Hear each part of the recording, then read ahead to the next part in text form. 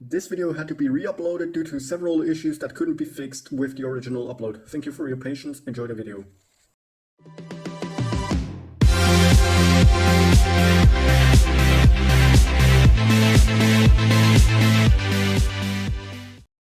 Crazy Bats, formerly known as Temple of the Nighthawk or originally known as Space Center, was by far the biggest surprise during my visit to Phantasialand.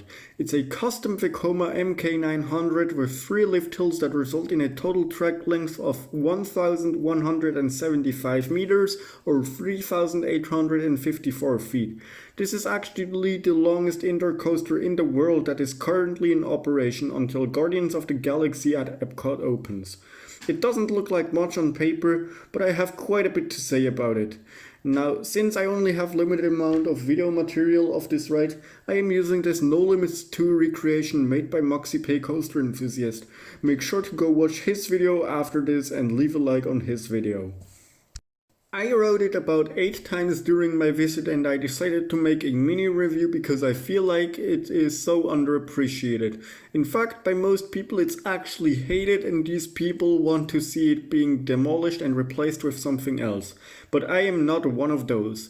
In this video I will explain why I like this coaster so much and why I think Phantasialand should keep it. But before I start talking about it, I have to ask you to consider subscribing to my channel if you end up enjoying this video. It helps out a lot and I would really appreciate it. You can always change your mind later. Now let's get on with the review. Now, an important detail that I have to mention before I start is that I rode it without the VR goggles due to the current thing that is going around in the world. You know what I mean. So you won't hear anything about the VR film because I didn't experience that. If you ask me, I would rather ride it without VR goggles because in my opinion VR doesn't belong on roller coasters. The ride is located fairly close to the main entrance of Phantasialand. You walk through the Berlin section of the park and then you go to the left past Maso Chocolat and then past the building where Rangers is located in. After that you gotta walk up a little hill to get to the entrance. The queue is fairly simple, an outside half and an inside half. It doesn't have a whole lot of theming, but that's alright. You have to go up quite a lot of stairs since the station is actually pretty high up in the building. The entire ride is actually located in the level where the roof is sloped inwards. Basically a coaster in the attic if the attic is multiple times larger than a regular house. It blows my mind that they were actually able to fit such a long ride in there. The capacity is very good actually, which is why I never had to wait longer than 10 minutes. It has 3 trains consisting of 7 cars with each having 2 rows. That makes it a total capacity of 28 riders per train, which is actually almost the same train capacity as Black Mamba in the same park. You start off with a right-hand turn out of the station and go up the first lift hill. The drop curves to the left and for riders in the back seat it actually provides a decent amount of laterals. After the drop comes a mix of left and right-hand turns with ups and downs. This is pretty much the case for all of the 3 parts. I can't describe the layout in detail since I didn't memorize the layout at all and it's pitch black in there. But you all can see the No Limits 2 recreation for reference. Each of the 3 sections are about 30 to 45 seconds in prime ride time, which is actually quite a long duration for the little height it has. But because of the long trains, it just works. Lift hills 2 and 3 are being entered by the train directly without brakes. So when it stops on the lift hill, it's quite abrupt. And when you start to go up the lift, it gives another little jolt. This might be a little uncomfortable for other riders, but I didn't mind. Let me just say that there are some turns and drops where you actually get some decent forces and a little bit of weak airtime-ish forces, although these forces are very weak compared to the other coasters. The pitch black interior of the ride makes it very unpredictable, which in my case probably contributed to me being impressed by it. The first of the 3 parts is in my opinion the best and the 3rd section is actually the weakest, which basically means that the best comes at the start.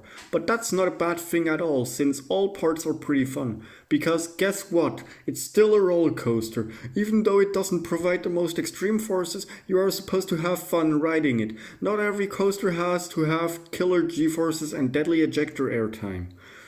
You as a coaster enthusiast should enjoy riding all coasters except the coasters that are just plain bad, rough and uncomfortable. Whoa, whoa, whoa, whoa. I got a little sidetracked there. Sorry for that.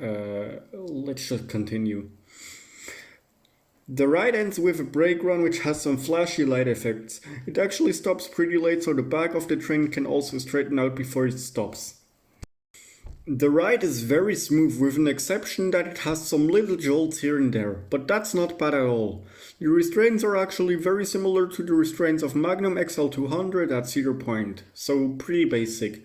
The seats are also fairly comfortable. They have decent padding where it's needed and it's enough for you to sit comfortably.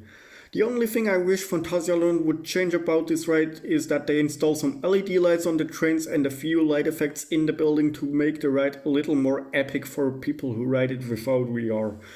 Basically, undo the whole VR thing because I think VR has no business on roller coasters, as previously mentioned.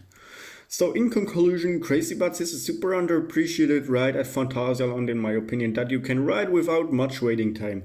I really enjoyed riding it and I prefer this over Ride and even Winja since it's a long ride. I know this is a super controversial opinion, but I honestly don't care. So yeah, this ride is a huge winner on my side, which is why I wanted to make this little mini review to explain why I liked it so much and why I think Phantasialand should keep it. Let me know what you think of the ride down in the comments section below. If you liked this video, remember to leave a like and consider subscribing if you want to see more videos from me. Also check out my Instagram for regular updates on upcoming videos and my future park trips. Special shout out to MoxieP Coaster Enthusiast for providing this No Limits 2 recreation and allowing me to use it in this video. Make sure to go watch the original video of his recreation and then leave a like to show your support. And with all that said and done, thank you all for watching. Swiss Coaster Enthusiast out.